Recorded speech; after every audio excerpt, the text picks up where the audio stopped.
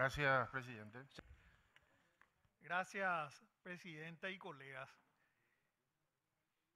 Creo que hay que definir el debate.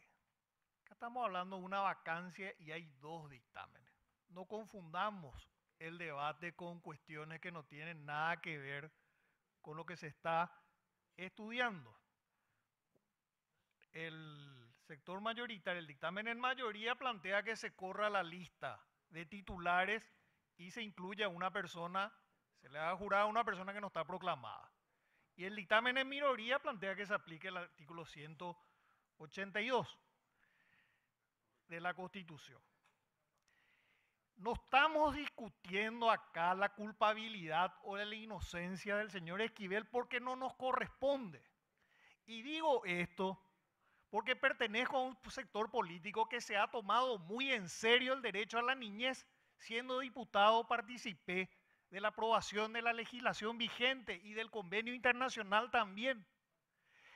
Y una persona de mi sector político ha sido la propulsora durante años, porque no se quería aprobar la iniciativa para aumentar las penas a los abusadores de menores. Y si este señor, que hoy está procesado por abuso de menores, es condenado y se le aplica una pena importante, porque antes creo que el abigeato tenía una pena mayor que el abuso de menores. Y si este señor resulta culpable y es condenado a una pena importante, va a ser gracias a una iniciativa legislativa de la ex senadora Desirée Masi y de otras colegas y colegas que la acompañaban. Así que algunos sí nos tomamos en serio el tema de los derechos de la niñez, pero ese no es el tema de debate hoy, porque nosotros no somos un órgano jurisdiccional. Nosotros no nos podemos poner a discutir quién es culpable o quién es inocente, o qué vamos a hacer en el futuro cuando se produzcan las siguientes elecciones. Vamos a llamar a los fiscales y a los jueces para preguntarles, después ya de que la gente votó, quién tiene derecho a asumir y quién no tiene derecho a asumir. ¿Y cómo queda el principio de la presunción de la inocencia?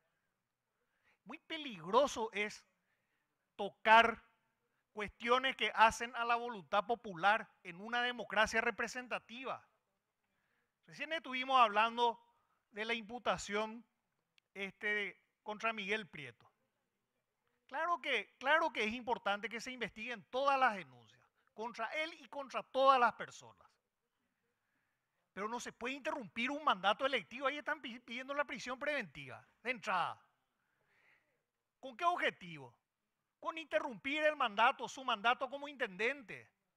A Mario Ferreiro le sacaron una patada de la intendencia municipal. Entró una fiscala con la policía, una fiscala muy cuestionada. Patearon la puerta de gabinete y de esa manera le forzaron a renunciar y después Mario Ferreiro fue declarado inocente.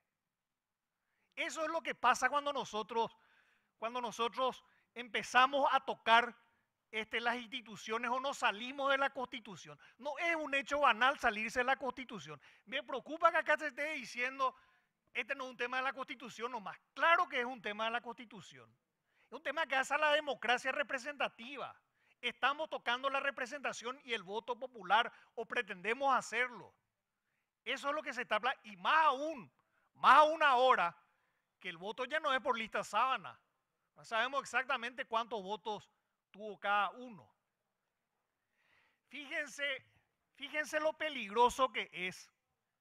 Bueno, hay países que ciertamente, por ejemplo, Brasil tiene la ley de ficha limpia, que es una ley donde se revisan los antecedentes de los candidatos. Pero nuestro país no tiene ese sistema.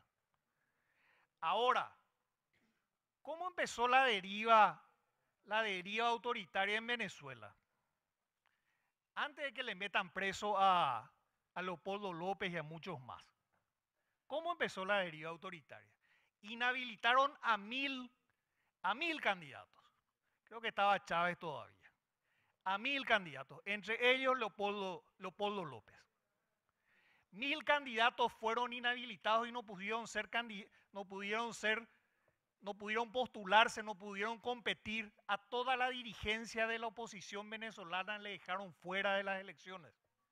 Y fíjense ahora que quieren hacer, que la oposición venezolana está tratando de que hayan elecciones limpias y libres en Venezuela. ¿Quién es la candidata que lidera la intención de voto? Que están haciendo unas primarias entre todos los partidos de la oposición. ¿Y quién es la candidata que lidera? María Corina Machado.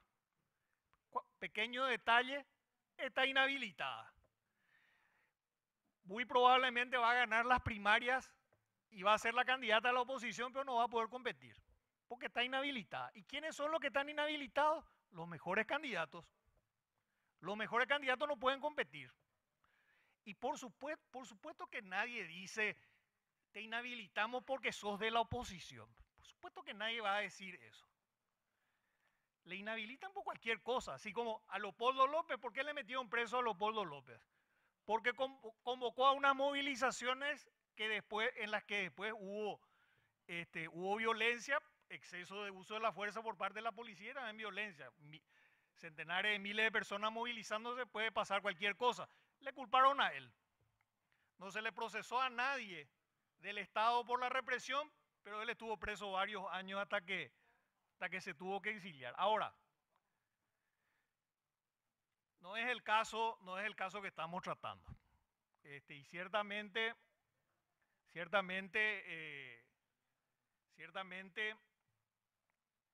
la persona afectada en este caso no tiene esos antecedentes, pero repito, no nos corresponde a nosotros discutir o debatir su culpabilidad, y tampoco se plantea eso.